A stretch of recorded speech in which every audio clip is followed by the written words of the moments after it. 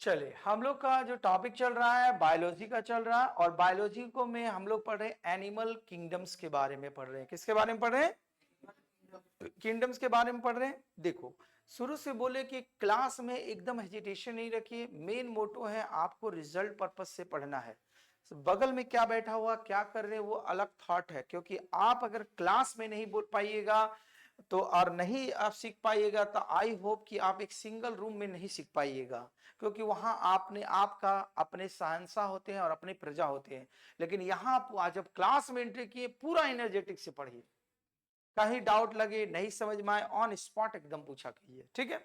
तो जैसे हम लोग लिखा हुआ है क्लासिफिकेशंस ऑफ, आपका लिखा हुआ एनिमल किंगडम्स, आपको बेसिक क्लास बता दिए गए थे पिछली कक्षा में, तो अगर पूरा डिटेल में जाएंगे तो समय की बर्बादी होगी। जिन बच्चों का छूट गया है वो पीछे क्लास का वीडियो भी लोड कर दिए यूट्यूब पर, मंगलम हजारीबाग का चैनल पर या मंगलम कॉम्पिटिटिव क्लासेस पर, वहां देख लीजिएगा। आज केवल रिविजन करा रहे हैं, ठीक है, नहीं तो कोर्स पीछे रह जाएंगे।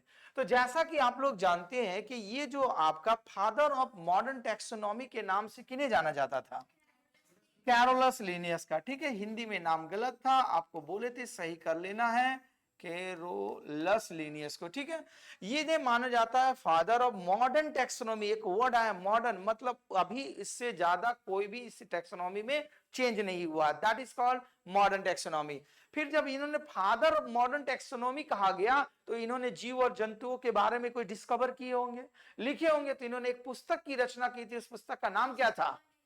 बोलो क्या नाम था? System and natural. अब जब इन्होंने जीव जंतुओं को रखा तो एक पैटर्न के आधार पर रखा, एक सिस्टम के आधार पर। उस सिस्टम को कहा गया बाइनोमियल नोमेनक्लेचर। क्या कहा गया?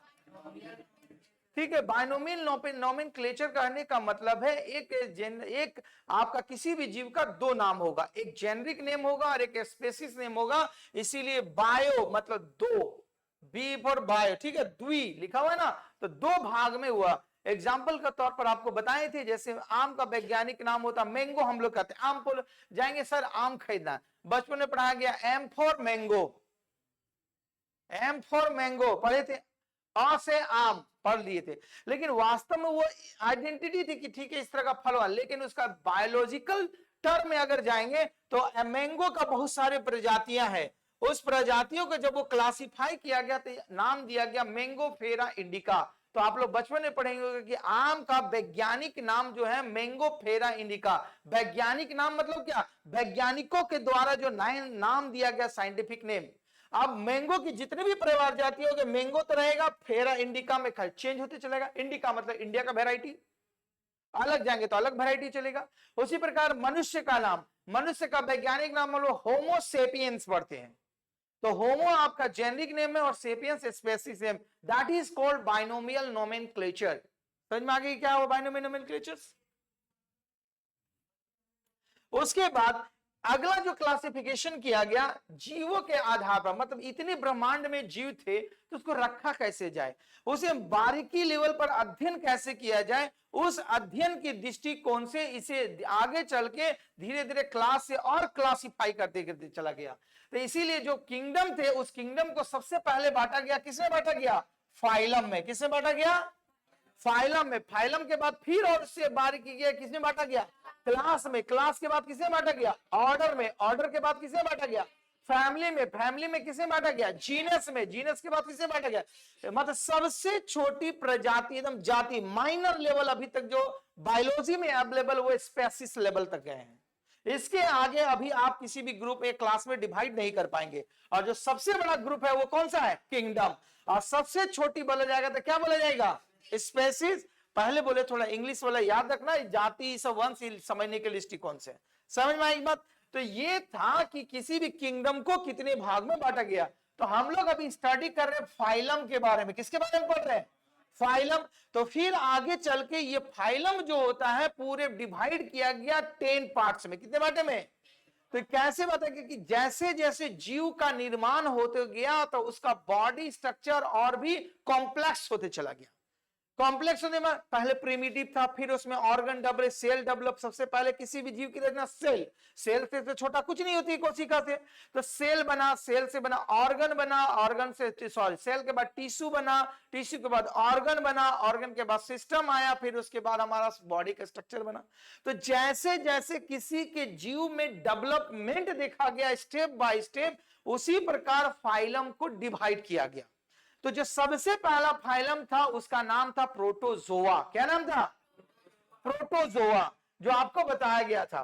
तो प्रोटोजोआ था, तो वो तो धीरे धीरे उसकी कॉम्प्लेक्सिटी के आधार पर वो डिवाइड करते गया, और सबसे लास्ट में जो आया वो आया कार्डोटा। क्या आया? कार्डोटा। तो कार्डोटा फिर आगे चल के दो भाग में जो 10 नंबर फाइलम है बटता है, ठीक है, एक बटेगा नॉन कार्डोटा और एक बटेगा कार्डोटा ग्रुप में। तो कार्डोटा का विशेष मीनिंग होता है जिसकी रीढ़ की हड्डी पाई जाती है। ऐसे जीव जंतु जिसके शरीर में रीढ़ की हड्डी पाई जाएगी, वेल डेवलप खड़ा हो जाएगा, मूवमेंट कर पाएगा। जैसे अभी हाथ में हम लोग हड्डी पाया जा रहा है, तभी ना हाथ को ऐसे रख पा रहे हैं, अगर नहीं रहेगा तो गिर जाएगा, गिरेगा कि नहीं। तो सेम कार्डोटा और नॉन कार्डोटा 10 नंबर जो फाइलम में फिर डिवाइड किया गया उसको। एक नॉन कार्डोटा मतलब जिसमें क्या होता है, कार्डोट नहीं पाएगा, और एक कार्डोट जिसमें होगा उसमें आपका कार्डोटा नॉन कार्डोटा, दो ग्रुप में बांटा गया। तो आगे चल के तो ये हुआ, फिर आगे डिसाइड किया गया कि ठीक हम फाइलम को तो बांटेंगे, लेकिन किस आधार पर बांटेंगे। आगे चल के देखा गया कि मुख्य रूप से दो घटनाएं देखने को मिली।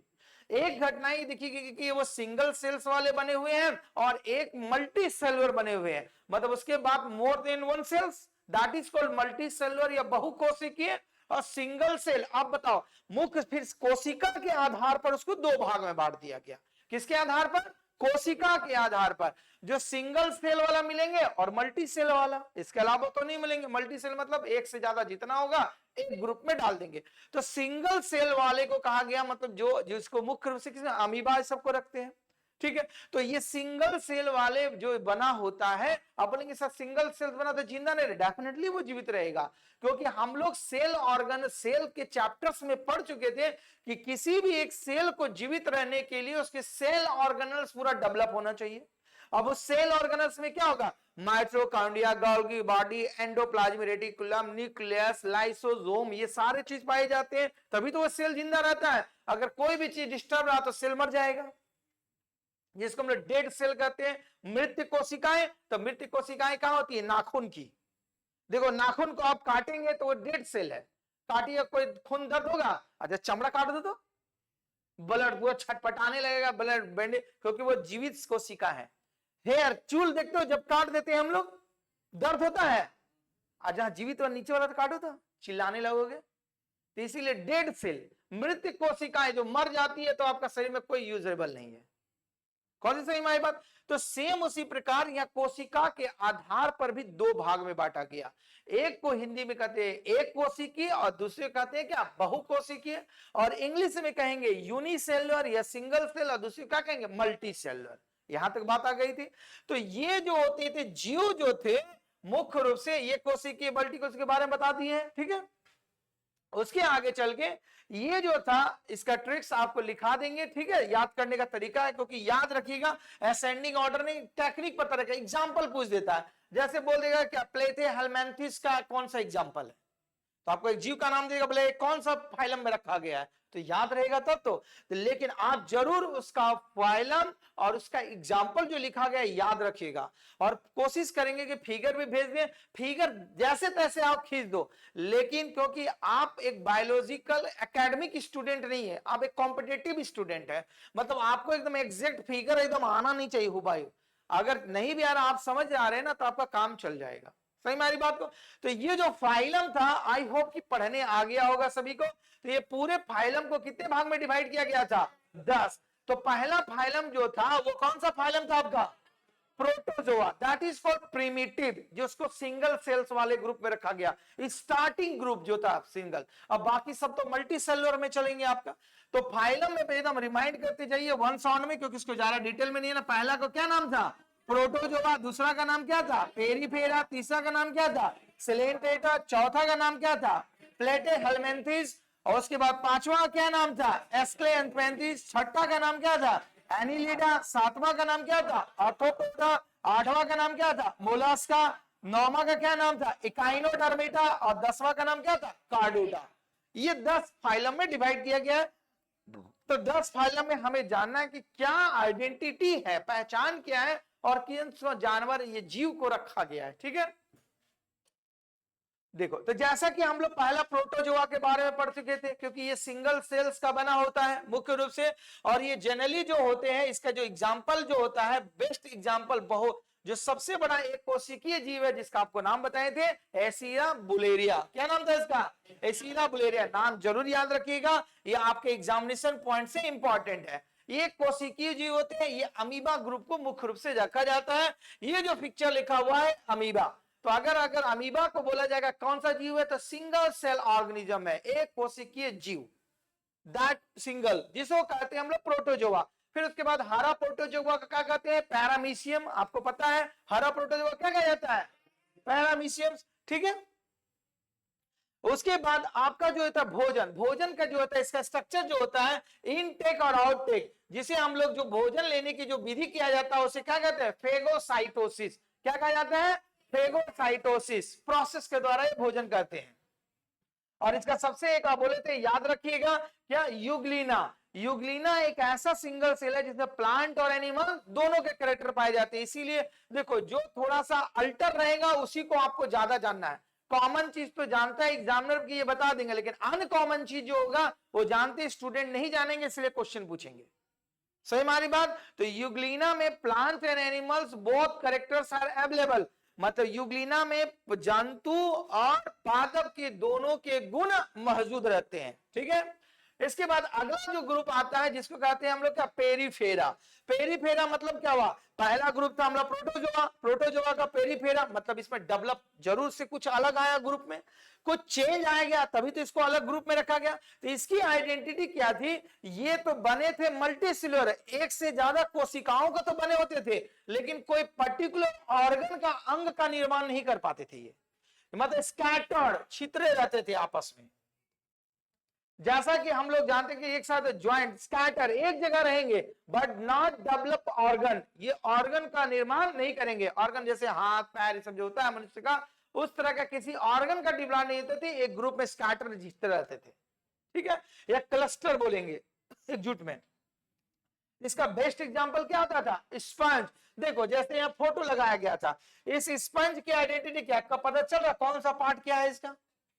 नहीं, लेकिन एक जगह ये है। ठीक है, उसके बाद अगला जो देखो एग्जांपल, अगला जो एग्जांपल आता है सिलेंट्रेटा। कौन सा पहला आता है? सिलेंट्रेटा। अब धीरे धीरे इसमें उससे भी ज्यादा डेवलपमेंट देखा गया। तो देखो इस संघ में देखो पहली बार उत्तक का निर्माण हुआ, मतलब टिश्यू। अभी तक दो ग्रुप हम लोगों ने पढ़ा, एक था प्रोटोजोआ और दूसरा था आपका पेरीफेरा। इसमें कोई भी टिश्यू का निर्माण नहीं हुआ था। टिश्यू कहने का मतलब एक से ज्यादा कोशिकाएं मिल करके जिसका निर्माण करती है टिश्यू कहते हैं पहले। तो यहां पर पहली बार सिलेंट्रेटा का जब ग्रुप देखा गया तो पता चला कि इसमें टिश्यू भी बन रहा है। तो बोला गया वही कि इस संघ में पहली बार आपका टिश्यू का निर्माण हुआ और जीवों में के मुंह से धागे नुमा रचना निकली होती थी। देखो इसका पिक्चर दिखा रहे हैं, देखो धागे नुमा रचना देख रहे हैं आप?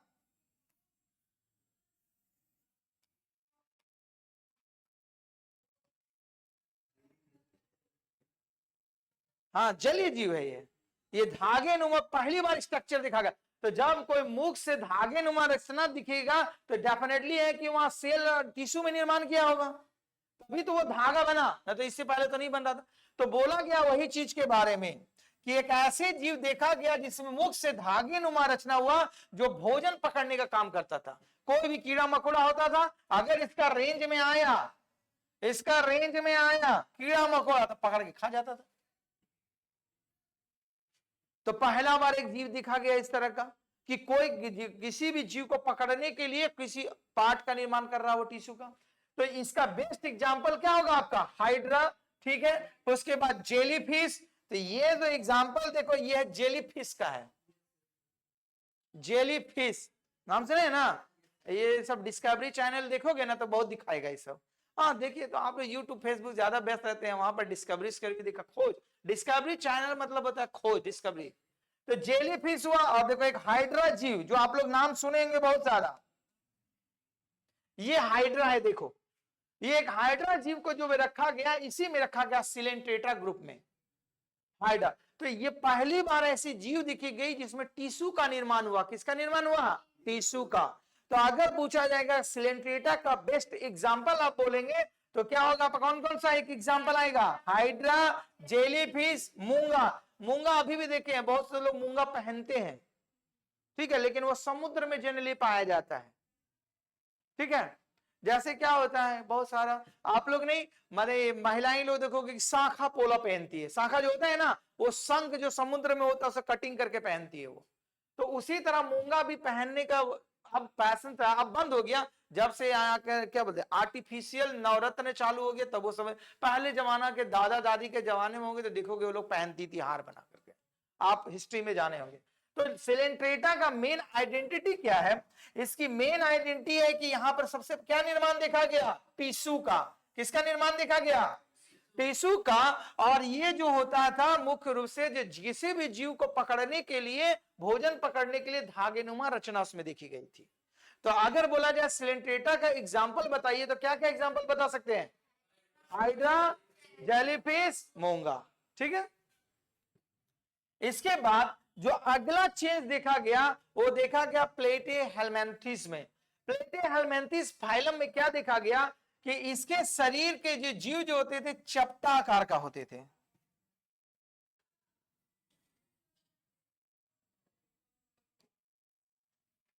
इस तरह का देखोगे बरसात का टाइम में देखने को मिलेगा जीव आपको। केचुआ नहीं, केचुआ तो बहुत डेवलप है एकदम, माने टेप, फीता महिलाएं लोग पहनती है, देखती बांधती थी, रिबन उबन, रिबन जिसको दैट इज कॉल्ड रिबन, देखे है ना, जस्ट लाइक स्ट्रक्चर्स, एकदम उसी को इसी हिंदी में कहते हैं फीता, टेप। तो इस तरह के जीव देखे गए। तो जब इस तरह के जीके गए प्लेटेहेल्मिन्थेस ग्रुप में, तो ये जो था उससे डेवलप था पीछे वाले ग्रुप से। तो आपका बोला गया इस संघ के जीव चिपटा हुआ करता था, अर्थात फीता के जननांग एक ही रहते थे, और से पाचन तंत्र, पाचन तंत्र मतलब क्या होता है? Digestive system. और डाइजेस्टिव सिस्टम जो हुआ करता था विकसित नहीं हुआ था, अभी तक डाइजेस्टिव सिस्टम आगे ग्रुप में जाएंगे, लेकिन इसमें क्या होता है जना मतलब रिप्रोडक्शन वाले ऑर्गन देखे गए, और ये बोला गया गति उच्च गति से मतलब 1 से 2 में कन्वर्ट हो जाते थे। रिप्रोडक्टिव ऑर्गन को कहा जाता है हिंदी में प्रजनन अंग, ठीक है। तो इसमें देखा गया, किस ग्रुप में देखा गया? प्लेटेहेल्मिन्थेस ग्रुप में। इसकी आकृति जो होती थी फीता का था, जिस तरह का चिप्टर के टेप हम लोग देखते ना, फीता रिबन काटने वाला, कितना होता है उसका डायमीटर? बहुत ही कम होता है, जस्ट लाइक ए स्ट्रक्चर देखा गया। लेकिन इसमें क्या था? डाइजेस्टिव सिस्टम नहीं पाया जाता था। तो इसका जो बेस्ट एग्जांपल जो मानेंगे वो एग्जांपल क्या है? Liver folic. और दूसरा एग्जांपल क्या है इसका? फीता कृमि, जिसे हिंदी में कहते हैं, इंग्लिश में कहते हैं टेप वॉर्म। क्या कहा जाता है? Tape warm. समझ में आई बात? अगला जो ग्रुप पर चलेंगे हम लोग, एस्क्लेहेल्मिन्थेस। तो देखो पहले सिंगल सेल आया, सिंगल सेल के बाद टिश्यू बना, फिर उसके बाद टिश्यू बना तो क्या हुआ? रेशा में धागा बना, फिर उसके बाद क्या? रिप्रोडक्टिव सिस्टम बना, लेकिन डाइजेस्टिव सिस्टम उसमें नहीं आया। अब उसके बाद एस्क्लेहेल्मिन्थेस में, जिसको कहा जाता है इस संघ के जीव का शरीर जो होता था एक बेलनाकार हुआ करता था, और ये अखंडित था। अखंडित मतलब समझते हैं ना, जिसको डिवाइड नहीं किया जा सके। और इस तरह के जो ग्रुप में रखा गया था राउंड वर्म, गोल कृमि, ठीक है, जिसका धागा जो सूता के धागे के समान उसकी रचना देखी गई है। दूसरा एक एग्जांपल देंगे, क्या है? Creamy thread worm. थ्रेड मतलब क्या होता है? धागा ही होता है ना। तो धागे नुमा रचना के आकार की जीव पाई गई। और इस तरह के जो जीव जो देखा जाता है मुख्य रूप से आपका जो हमारे बीमारी फाइलेरिया में आती है, फाइलेरिया के जो बीमारी फैलाने वाले जीव जो रखे गए हैं इसी ग्रुप में रखे गए, उस ग्रुप का नाम क्या है? एस्क्लेहेल्मिन्थेस। हाँ, एस्क्लेहेल्मिन्थेस किस ग्रुप में रखा गया है उसे? एस्क्लेहेल्मिन्थेस। कौन सा ग्रुप में? ठीक है। तो इसका जो आपको बताए थे फाइलेरिया के जिसमें जो बीमारी होती थी उसकी जीव की गोल कृमि राउंड वर्म के द्वारा होती थी, और उस राउंड वर्म का नाम क्या था? बुचेलिया गोल कृमि या राउंड वर्म। तो ये जो जीव होते हैं, तो फाइलेरिया का बीमारी समझते हैं ना, क्या होता है फाइलेरिया होने पर? पैर, जैसे हाथी पैर भी कहा जाता है, ठीक। तो ये बोलते कैसे? ये आता था किसके? मच्छर के द्वारा ट्रांसप्लांट किया जाता था। जिसको फाइलेरिया प्रॉब्लम है उसका मच्छर काट लिया तो बीमारी फैल गया। तो इसीलिए ये जो फाइलेरिया की बीमारी वाले जीव है उसे कौन सा फाइलम में रखा गया था? एस्क्लेहेलमिंथेस ग्रुप में। और फाइलेरिया जो बीमारी फैलती थी वो किस जीव के द्वारा फैलती थी? वुचेरिया गोल कृमि। कौन सा सही हमारी बात आगे? अच्छा, और दूसरी नंबर बात होते थे, ये जीव एक लिंगी होते थे। एक लिंगी कहने का मतलब यूनिसेक्सुअल, ठीक है।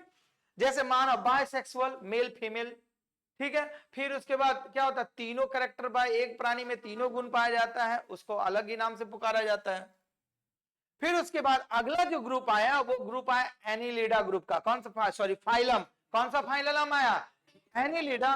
तो बोला गया इस तरह के जो जीव को रखा गया है उसके शरीर के बारे में बोला गया लंबा होता था, पतला होता था और खंडित। खंडित मतलब उसको डिवाइड दिखता था। और इससे प्रजनन की गति जो होती थी सीटी के द्वारा होती थी। एक ऑर्गन होता था सीटी कहा जाता उसे। और ये बोला लाल रक्त कणिकाएं, किंतु श्वसन का माध्यम जो होता था, मतलब इसमें रिस्पिरेटरी ऑर्गन डेवलप नहीं होता था। ये सांस जो रहते थे किसके द्वारा लेते थे? त्वचा के द्वारा। और इसका शरीर जो होता है द्विपार्श्व संभिति, मतलब लैटरल, जैसे जोक, केचुआ। जोक देखे हैं?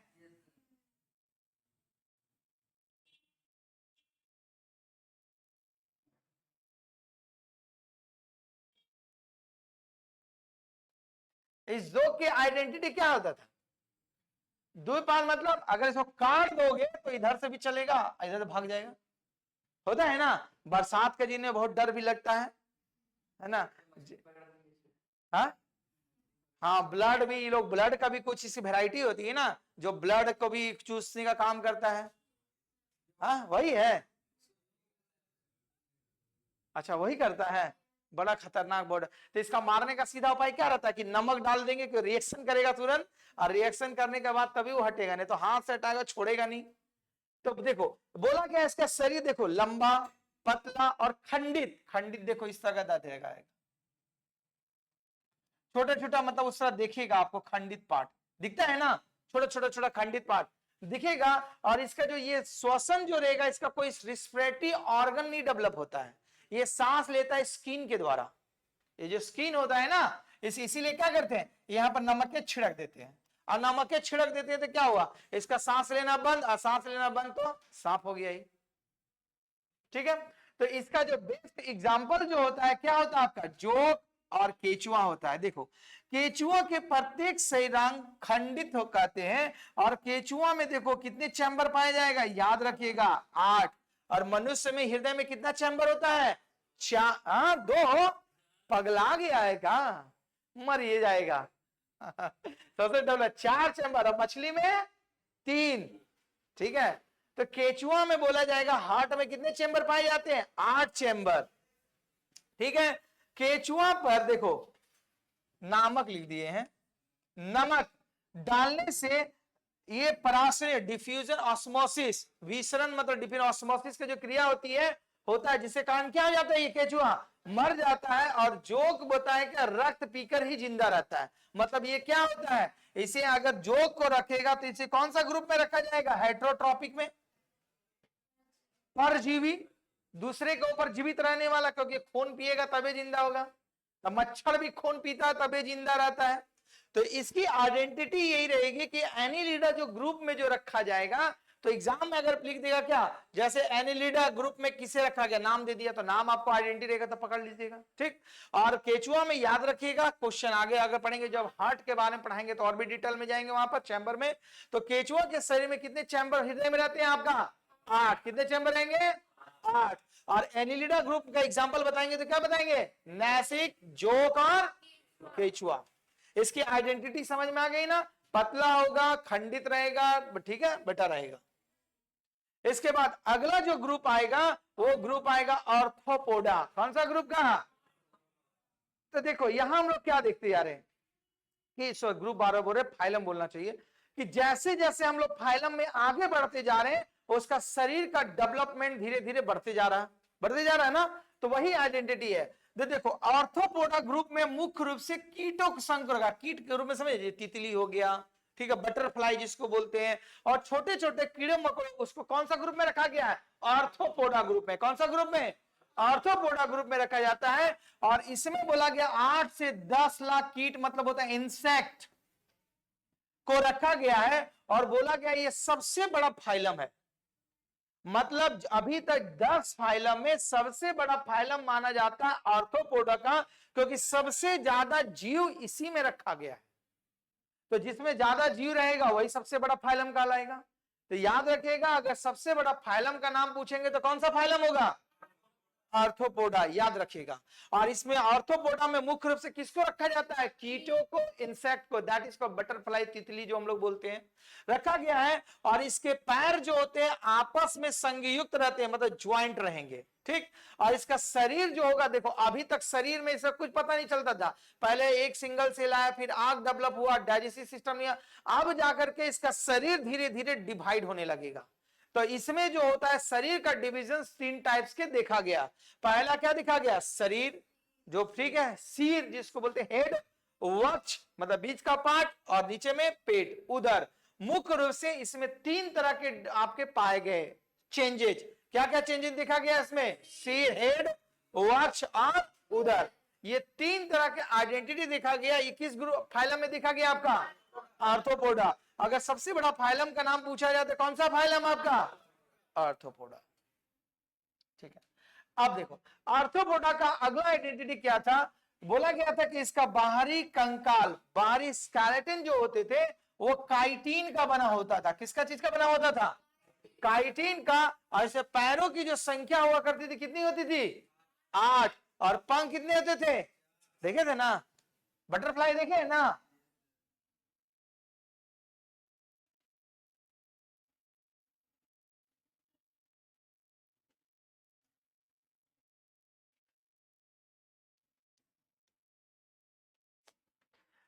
तो बोला गया था इसमें जो होते थे पंख हुआ करते थे 4।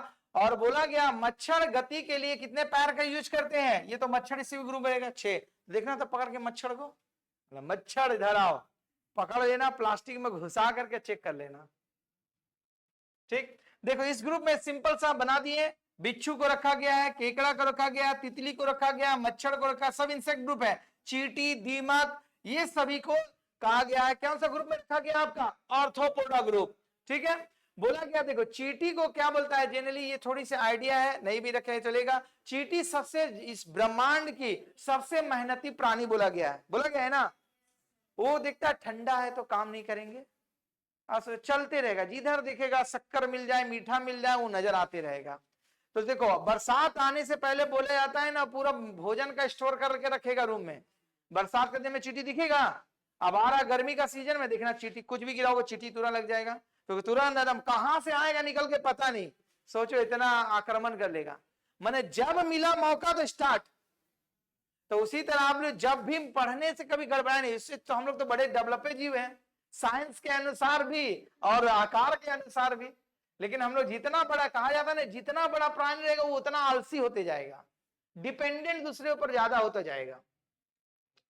तो जनरली बोला गया अगर श्रम जीव का निर्माण बोला जाए तो किसे कहा जाएगा? चींटी। चींटी बोला गया श्रम विभाजन के सिद्धांत पर काम करती है, और दीमक जो होता है कॉलोनी में रहता है। श्रम विभाजन मतलब चींटी कभी अकेला नहीं जाएगी, वो पूरा झुंड में जाएगी, एकदम ट्रेन की तरह लाइन बना के चलती है ना। और दीमक जहां रहेगा कहा? लाइन बना के नहीं, कहीं भी दुश्मनी किसी के साथ उसे घर में फेंक दो दीमक, अब उसका लकड़ी देखना 2 महीना के बाद रुआ बन जाएगा। एक ही बार कॉलोनी, कॉलोनी मतलब समझते हैं ना, पूरा झुंडे में मिलेगा एक के बाद। देखे ना दीमक को, मट्टी उट्टी जो कन्वर्ट कर देगा तुरंत लकड़ी को, ठीक है। और याद रखिएगा वेरी वेरी इंपॉर्टेंट क्वेश्चन, तेलचट्टा के जो हृदय में जो चैम्बर पाया जाता है, कितना चैम्बर आया जाता है? याद रखिएगा, तेलचट्टा में ब्लड होता है? अब बोलिए कोई ब्लड ना बोल दीजिएगा। हाँ, फिर उसके बाद अगला जो ग्रुप है मोलास्का। कौन सा ग्रुप आता है? मोलास्का, जिसका एग्जाम्पल में होता है घोंगा। आप देखे हैं, देखे है ना, खेतों में बहुत सारा देखे। सीप समुद्र में देखने को मिलेगा। शंख की अभी बात किए थे ना, शंख जो होते हैं जिस पूजा पाठ में फूकने का भी काम आता है। फिर महिलाएं लोग उसको शाखा के रूप में धारण भी करती है हाथों में। फिर उसके बाद ऑक्टोपस, ऑक्टोपस देखे है ना, अभी तो इसी का देखते हैं, अपना फोटो लगा के रखता है फोटो बैकग्राउंड में। तो ये सभी जो होता है घोंगा, सीप, शंख, ऑक्टोपस, इसे जिस ग्रुप फाइलम में रखा गया उस फाइलम का नाम क्या है? मोलास्का। तो अगर बोला जाए घोंगा को किस फाइलम में रखा गया, कौन सा फाइलम में? सीप को, शंख को, इसको तो भूलो नहीं कीजिएगा, ऑक्टोपस, मोलास्का ग्रुप में। बोला गया इस जीव को जो देखोगे इसका लेयर जो होता है बाहरी शरीर बहुत ही कठोर होगा और अपने आप को छिपा लेती है। देखोगे जितने भी घोंगा अगर देखे होंगे तो क्या होता है, उसका भीतर का पार्ट बहुत सॉफ्ट, लेकिन बाहर का फेंकी दोगे तो कोई फर्क नहीं पड़ेगा उसका। फिर उसके पास शंख में भी सीप होता है, सीप में होते हैं ना मोती, मोती से निकालते हैं ना, मोती अपने बनाती है। और तो जी हिंदी में पढ़े होंगे कि वो एक टाइम आता है, पर्टिकुलर टाइम में सीप अपना मुख खोलती है और जो बूंद गिरती है वही 2-3 बूंद से वो सीप बनाती है। ये नहीं कि पूरा फाड़ करके पूरा भर ले, नहीं। इसीलिए मोती बहुत कॉस्टली होता है, समुद्र वाला। ये आप लोग जो मोती वो आर्टिफिशियल है। समुद्र की मोती जो राजा महाराजा पहना करते थे वो वाला, ये मार्केट वाला नहीं मोती। ये मार्केट वाला आर्टिफिशियल होता है, रबड़ का, प्लास्टिक का बनाता है। हाँ, ओ अच्छा, ये स्ट्रक्चर बना रहा। ये मक्खी इसका पढ़ लिए थे ना, इसका ग्रुप पार हो गया, बोला मेरा ग्रुप तक ही रहने दीजिए, आप ज्यादा ग्रुप बढ़ा दे रहे हैं। हाँ, तो ये जो होता है मोलास्का जो ग्रुप में होता है, कठोर होता है, जो बना रहेगा क्या आपका? Calcium carbonate. किसका बना रहता है? तो कैल्शियम कार्बोनेट। तो फार्मूला याद रखिएगा, CaCO3। फार्मूला क्या होता है इसका? CaCO3 मतलब किसका नाम है? Calcium carbonate. और बोला गया इसके शरीर के सभी अंग में इसके कवच के अंदर सुरक्षित रहते हैं। तो जो सीप होता है उसी का अंदर सीप लो, घोंगा लो, शंख लो, ऑक्टोपस लो, कोई भी दुश्मन को दिखेगा अपना सिकुड़ के एकदम भीतर घुस जाएगा। कितनों भागोच्छो करो, कोई पर प्रभाव नहीं पड़ेगा। और देखो इसमें देखो पहला बार श्वसन डेवलपमेंट देखा गया। क्या इसमें श्वसन, रिस्पिरेटरी सिस्टम और एक्सक्रीटरी सिस्टम। रिस्पिरेटरी मतलब श्वसन, एक्सक्रीटरी मतलब होता उत्सर्जन, दोनों ही किसके द्वारा मिल देखा गया था? गिल्स, जिसको हिंदी में कहते हैं कोलोन या गलफड़। गलफड़ा नहीं होगा, गलफड़। गलफड़ मछली में होता है ना गलफड़, ठीक है। इस तरह का देखा गया सांस लेने के लिए। और ये बोला गया आर्थ्रोपोडा के बाद दूसरा सबसे बड़ा फाइलम है, सबसे बड़ा ग्रुप है आर्थ्रोपोडा, जिसमें लगभग 10 लाख जीवों को रखा गया, कीटों को। और दूसरा नंबर आता है मोलास्का। तो मोलास्का का क्या आइडेंटिटी आपको पहचाना गया। इसके बाद देखो ऑक्टोपस को बोला गया है डेविला फिश या दानो फिश के भी नाम से जाना जाता है। ऑक्टोपस किसी को भी पकड़ेगा पूरा कैप्चर कर लेगा अपने अंदर में, ठीक है। समुद्र में बड़े बड़े ऑक्टोपस मिलते हैं। तो ये जो दानव फिश के नाम से कौन जाने जाएंगे आपका? ऑक्टोपस।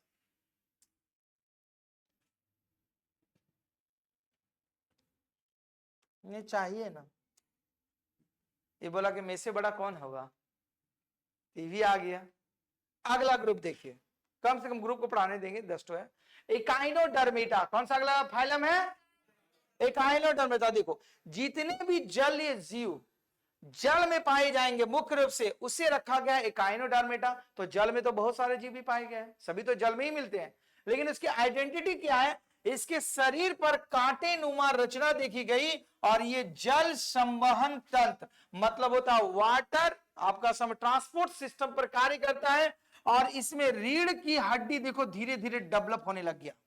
रीढ़ की हड्डी समझते हैं ना, मनुष्य में जो रीढ़ की हड्डी होती है, खड़ा रहना, लेफ्ट राइट मूवमेंट करे, मतलब पहली बार जो रीढ़ की हड्डी का जो डेवलपमेंट देखा गया वो किस ग्रुप में देखा गया? एकाइनोडर्मेटा। कौन सा ग्रुप में देखा गया? ग्रुप बोलते फाइलम। कौन सा फाइलम में? एकाइनोडर्मेटा में। मतलब इसमें रीढ़ का डेवलपमेंट का विकास होने लगा। और ये मुख्य रूप से जल में अभी तक पाए जा रहे थे, जिसका नाम होता है स्टारफिश। स्टारफिश देखे है ना,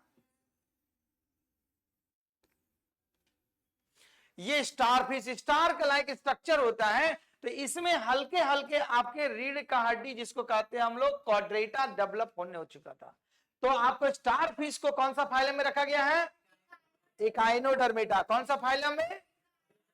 इकाइनोडर्मेटा। उसके बाद जो 10वां नंबर पर आता है कार्डोटा, जिसमें सारे मानव जाति आ जाते हैं। तो बोला गया है इस फाइलम में जितने होते हैं प्रीस्टेटिव ना, तो नोटोकार्ड, नोटोकार्ड जिसमें पाया जाता है, और ये बोला कि रीढ़ की हड्डी जिसके रूप ले लेगा, यही नोटोकार्ड आगे चल के हमारे शरीर में जो बैक होता है वो रीढ़ की हड्डी का साथ आकार लेगा।